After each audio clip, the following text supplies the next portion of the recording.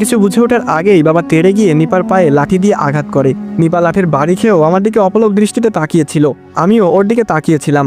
বাবা নিপাকে কড়া স্বরে বলে, আমার ছেলের জীবন নষ্ট করে তুই আবার কেন আসলি? তোর বিদেশি জামাই নিয়ে তো খুশি ছিলি, আবার তোকে ছেড়ে দিল কেন? চরিত্রহীন মেয়ে, বের হ আমার বাড়ি থেকে। কথাটা বলে বাবা নিপার ঘাট ধরে ধাক্কাতে শুরু করে। আমি তাকিয়ে হতভম্ব হয়ে শুধু দেখছিলাম। বাবা নিপার ঘাট ধরে বাড়ি থেকে অনেক দূরে নিয়ে যায়, এরপর ছেড়ে চলে আসে।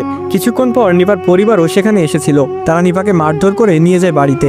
সুমন ভাই হয়তো ভাবছেন এইটা আমরা অন্যায় করেছি, একটা রোগা অসহায় মেয়েকে এইভাবে তাড়িয়ে দেওয়া উচিত হয়নি ইত্যাদি, হয়তো আরো অনেক কিছুই ভাবছেন।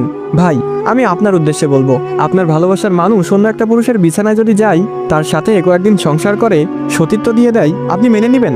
একটা মেয়ে যতই কালো হোক, ওই মেয়ের সতীত্ব যদি প্রিয় মানুষ না পায়, তবে এটির চেয়ে বড় যন্ত্রণা পুরুষ মানুষের নেই।